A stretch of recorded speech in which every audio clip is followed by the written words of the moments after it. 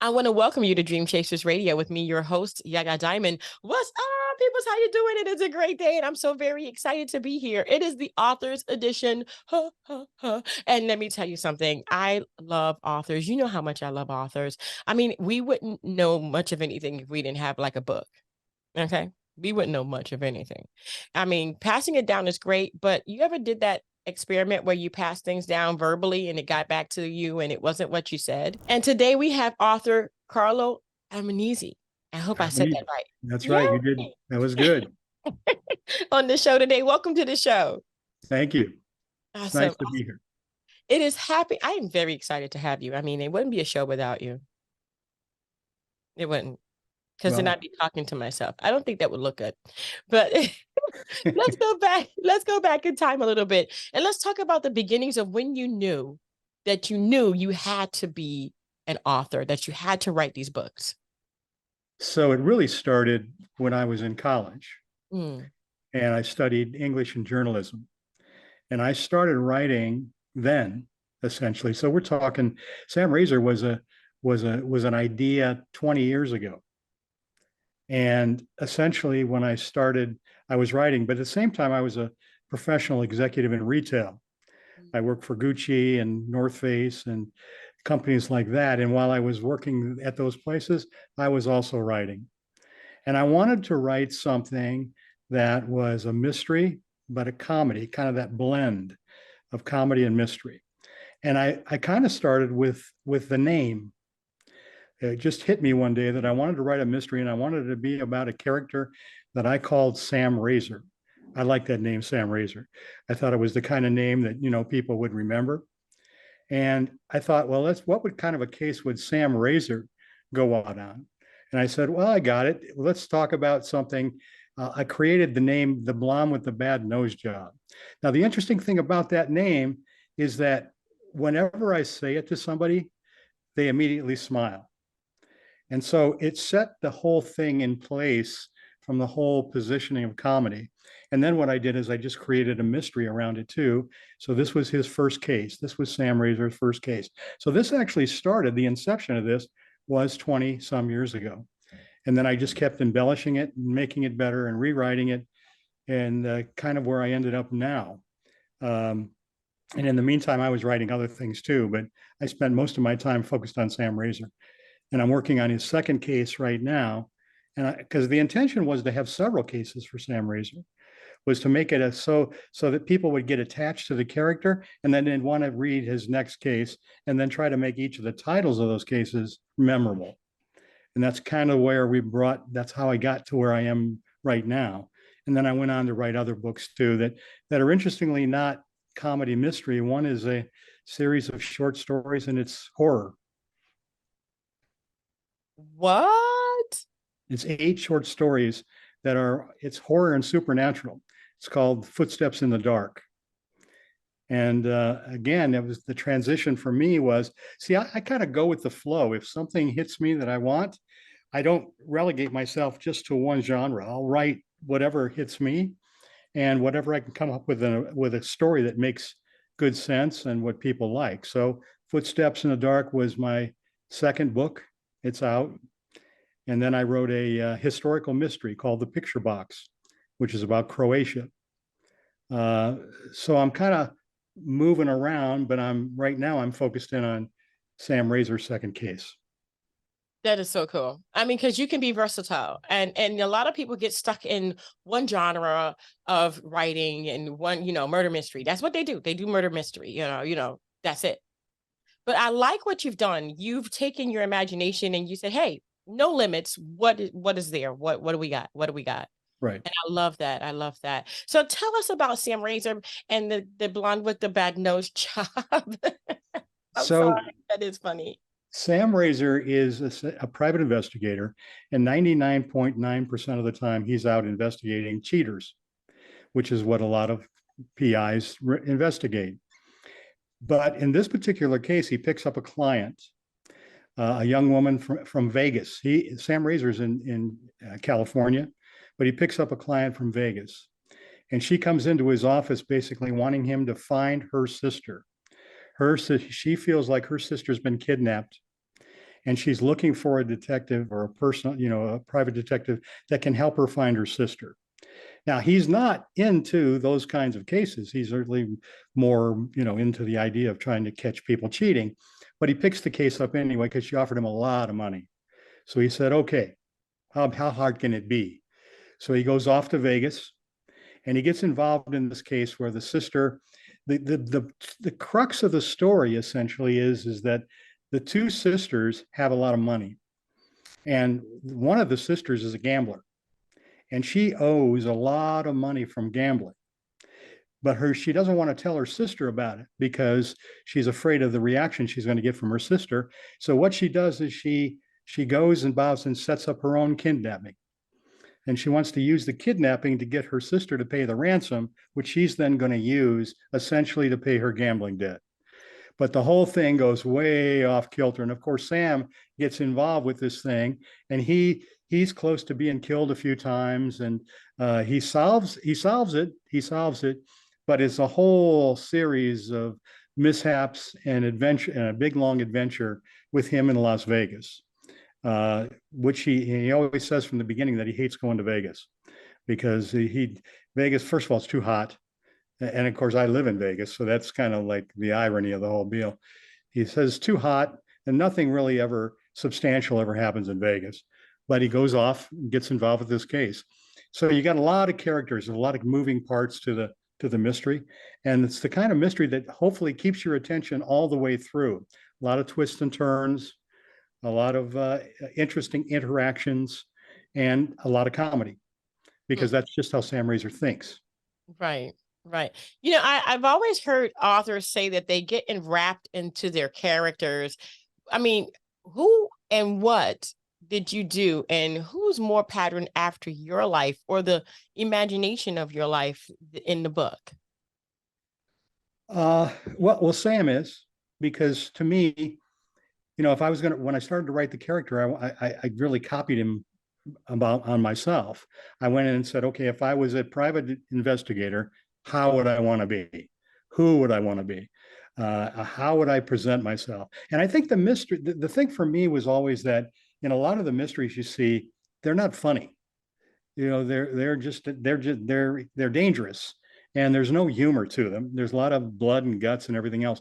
I didn't want that. I didn't want that for Sam. I wanted it to be dangerous, and I wanted him to solve it. And I wanted him to be legitimate, because otherwise you lose. You'd think, well, he's not even capable or competent. But at the same time, I wanted his thought process to be what sucked people in. The way he says things to himself that are out of the ordinary. If he looks at somebody, in this one scene, he's talking to the woman he meets that wants to hire him, and she's beautiful and she's in great shape and the whole bit. And essentially, he wants to make her think that he's also into working out and very competent.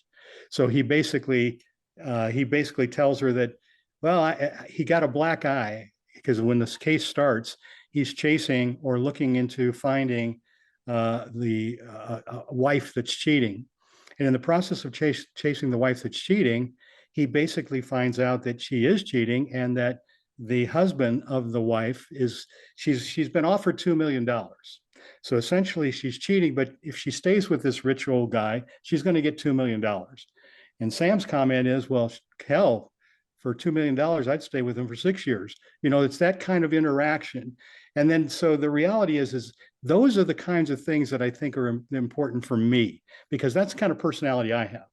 I like to actually find the humor in just about everything. Now, then I can flip sides and I can do supernatural horror because I actually happen to like that genre. I like the whole supernatural thing, but there's nothing funny about those stories. They're more just, supernatural. Yeah, yeah. Wow. That is so cool. I mean, writing, sitting there and being imaginative, putting yourself in those shoes that are never really, they were never really shoes to begin with. How do you do that? What is your process? It's interesting. Well, first of all, where it starts with me, strangely enough, is environment. What's going on in the world in general? Things should, in some cases, I want things to be topical, but I want there to be a point. For instance, in Footsteps in the Dark, it's good versus evil. And so in each one of the stories, whether it's supernatural or horror, it's a bad guy being taken over by a good guy.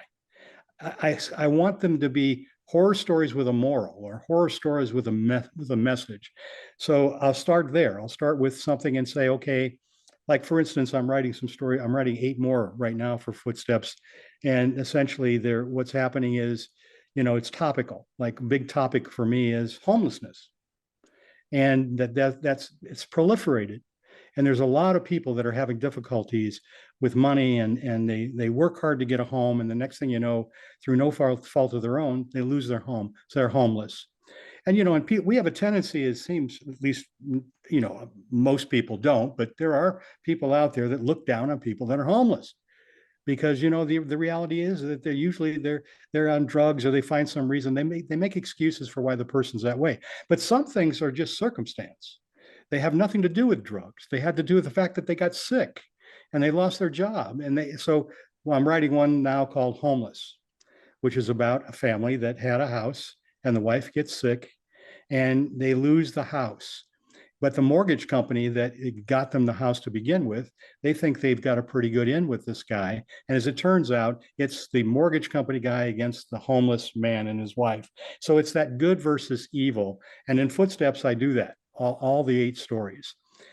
Sam Razor was a little bit different because I wanted Sam to be a legitimate private investigator. And so I started with a title. That's why I started with The Blonde with a Bad Nose Job. I sat back and said, okay, what's an interesting title? What's a title that'll catch people's interest? That was the title. So I work a little bit on titles if I'm sitting back. So my process is to sit back and say, okay, what message do I want to send? If somebody reads one of my books, what do I want them to walk away with and feel when it's over? And so I like short stories. I don't write real long things because that's the other part of what I do. I mean, I'm not really writing intricate long novels because that's just not what I'm into. I don't spend as much time. But if I think there's a story in something, I'll sit back and say, okay, how can I develop it? So it's kind of like my process is to go where the flow is. What do I, what, and I'm dedicated. So is it something that I can actually feel comfortable spending a lot of time doing in front of my computer? Yeah, yeah. People write some on computers, some write on paper, some Yeah. dictate into their phone. What's easier for you when you're coming up with something? Not that when you are decided, okay, this is the subject of it, but how do you document that? I do the same thing. When I first started writing, this was a while back, 20 years ago, we had word processors and the whole bunch of, that stuff. And I introduced myself, obviously in college, to my computer. I do it all on computer. I'll sit down and open up a blank page. And what I'll do is I'll write the first 2 sentences. And if I'm interested after the first 2 sentences, then I think it's something that will make a difference. And then I'll continue to write it. So it starts with a title, starts with a position. I want to say something. I want my writing to say something. I don't want it to just be, there's a lot of books out there where they don't say anything. They're trying to say something, but it doesn't work. I want it to say something. I want it to have a message to it. And so that's kind of the way I start. And I'll just start writing. And if it doesn't look the way I want it to, I'll erase it and write over the top of it. And that way, because I can always edit if I do it that way, and I can always go back to it. I don't write much. I'll write some notes, maybe a few notes on paper once in a while, or a little bit of dialogue if I'm stuck and I want to think about it later. But I do my best work sitting right in front of my computer, just writing. A lot of people can't do that. A lot of people, they start on paper and then they transfer over and then they make their corrections. It's kind of like the final, almost like the almost final draft kind of Right, thing when they're right. typing it in. I find that it's difficult to write it and then go back and then because you're always editing. I mean, are you ever really finished? Don't forget to follow us on YouTube and Instagram. Thank you for watching. Well, it's funny because the simple answer is no, because you can always find something else you wish you would have said. Even the books of mine that are published already, I'll go back and reread them, and I'll say, damn, I wish I wouldn't have put it that way, or boy, I could have written that different. But you know what? The reality is that you're going to edit. I mean, that's just, and then what I learn is I learn from the book I wrote, so that I make sure I'm doing different things in the book I'm writing. So that's the past kind of influences my present as I go forward. But but I'll be satisfied. I mean, I reach a point where I may not be perfect. It may not be as perfect as I want it to be, but I'm satisfied.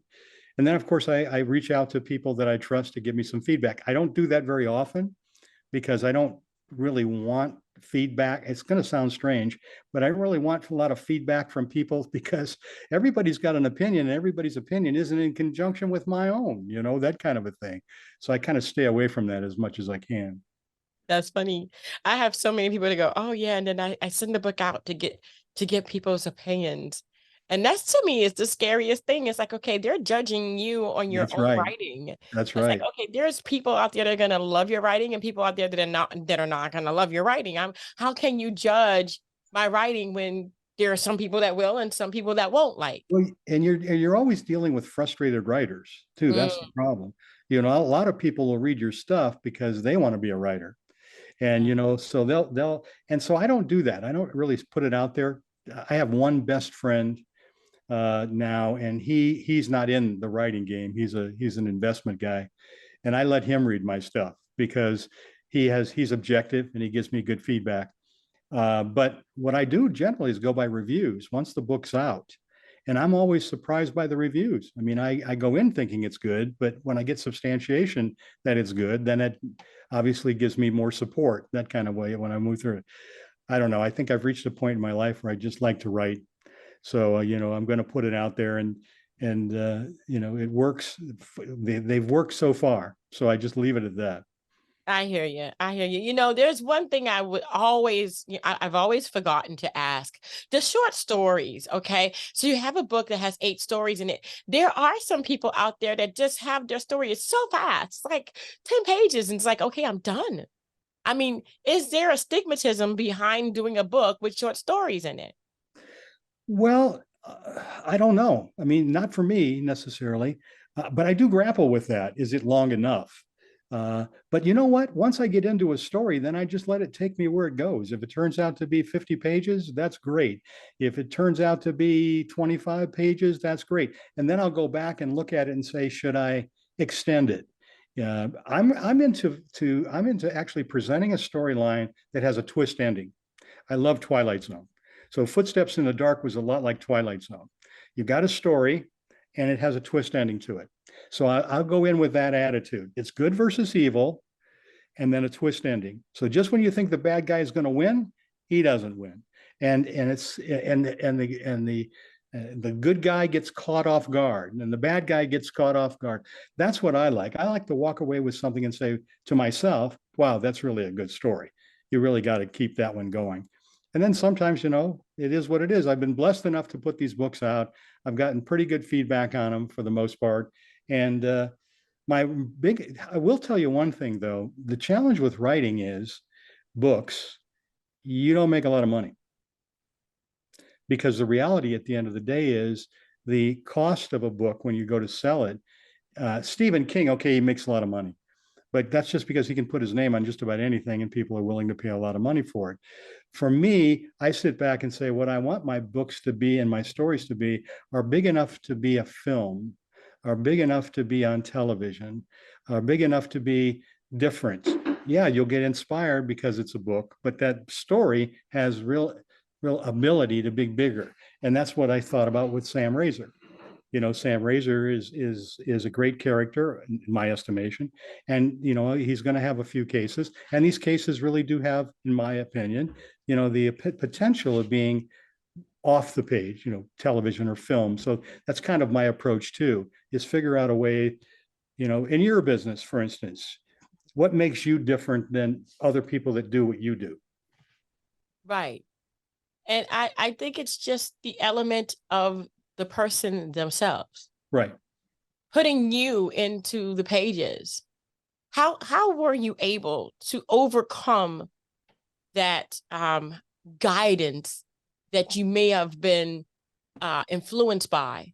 You see what I'm saying? So, you want to be yourself, but there are influences that Yeah. kind of steer you to the right or to the left. How were you able to stay yourself? Because I think that's what sets me apart from everyone else. I am literally, genuinely me at Yep. all times. I can see that.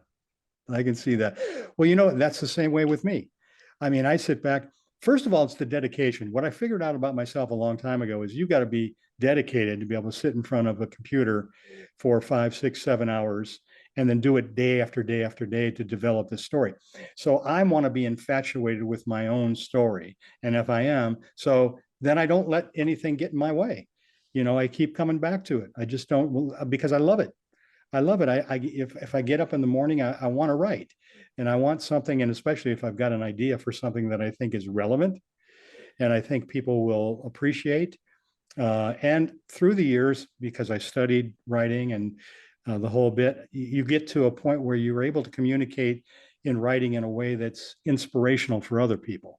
You get to a point where your style, like you said, you have a certain style. Well, I believe that I have a certain style, and my style comes out, and you can kind of see that style moving no matter what genre I'm in. It's that same kind of style. And then having these characters really spices up my life because I have a detective now that I can create just about anything I want to. And if I want to write a horror story, I can just write about any, and I don't copy. That's the other thing. I won't copy, someone else that's out there doing it. I there's all kinds of ideas for horror stories. I'm just not into it, the blood and gut stuff. But it's ironic. I'm not into writing it, but I watch it because sometimes you watch it for inspiration, just to see what's trending. Right. No, I don't watch horror stories. Everybody knows that watches this show that I am a wuss. And I've seen there's only one person that's ever made it, a Black person, to the end of the movie. That is LL Cool J. Every Black person always gets hanged, just gets killed right in the beginning. You Or know what? That's really so, really true. I would just watch. yeah, I just watched the film Get Out. Did you ever see that one? Come on. I have. I regretted that one. Yeah, because I'm a wuss. I was scared for days. I was looking at the front door. We even have this thing where we put on the front door that it makes this big sound. If you open my front door or my back door is like guarded because yeah, no, no. Yeah, I agree with you. It's just that's why I like to go between comedy and because I like to come back to something that's fun and funny. I feel good when I see something that's funny and something that is inspiring to me. And that's kind of the way I look at it. I want people to be inspired. And at the same time, I want to go places that my mind will take me. I mean, if I can write a story on homelessness, then but there's a point to it. I've met some interesting people in my life too. When I worked at Gucci, especially, I was with them for a long time. And at Gucci, all my clients were very, very famous movie stars. But I met this one doctor. He was an immunotherapist, and he was from Germany. And he told me about the fact that he had a cure for cancer.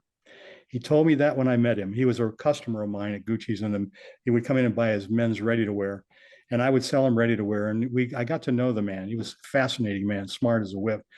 So he started telling me that I have a cure for cancer. And I said, come on. He said, no, it's all based on immunotherapy. The only way the body can fight cancer is through its own immune system.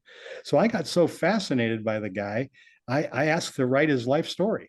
I said, look, I want to write your life story. This is pretty fascinating. Well, what came out of it is it didn't work about his life story because he moved away. However, I'm writing a couple short stories right now. One of them is called The Cure, which is about this doctor or a doctor that comes up with a cure for cancer.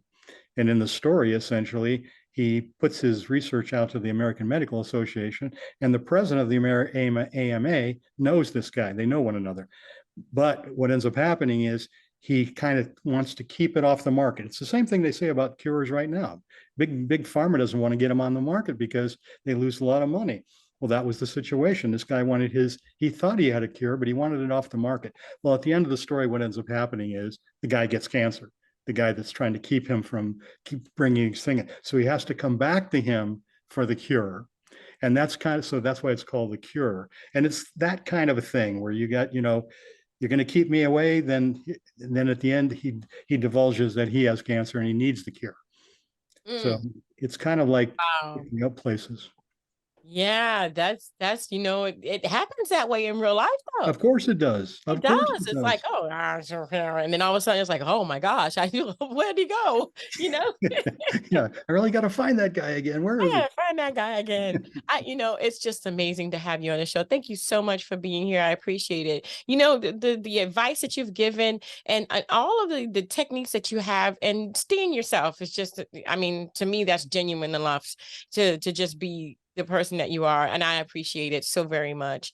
Where can people find your books? Amazon right now. Awesome. They're Awesome. all they're all Amazon. I love the fact that you said you don't make a lot as a writer. You really truly have to love this, something you have to love. I mean, if you ever have a book that's out there that becomes a cartoon or a movie or whatever, then of course you're going to be like this big artist, or this big writer.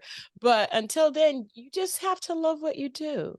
Well, that's it. And I'm not doing, I never was doing it for the money. I was always doing it for the excitement and the, appreciation of myself. So That's amazing. Thank you so much for being on the show. I thank you for appreciate having it. me. We're going to have your information in the description box below for Amazon on, where people can find it. So it'll be easy for them. And all of your books are there. Am I correct? Yes, all of them. And when is your new books coming out, or are we Well, right now I'm beginning in stages? Sam Razor's second case, which is about 3/4 finished. It's the case of the backcourt blackmailer. It's about a professional basketball team that he gets hired to find a blackmailer in this organization. And that one is just about done. And then I've got 10 more short stories that I'm writing too. So I would say by the end of this year, I should have a couple more books out. That's amazing. Well, we'll keep our eyes out on that. Thank You you. guys. Thank you. Oh, thank you. You guys go ahead and go to that link below. It's good to keep your imagination going. And they said to read a book, it doesn't matter which one it is, creates new neurons inside of your brain. And you That's want to right. keep that going. You want to keep that brain fired up on both ends. So between reading and listening to music, or even both at the same time, really does help you. And it really keeps you in a learning pattern. I say, go ahead and read a book today. I want to thank you guys so much for tuning in. Don't forget to dare to be different. And until next time, guys, bye.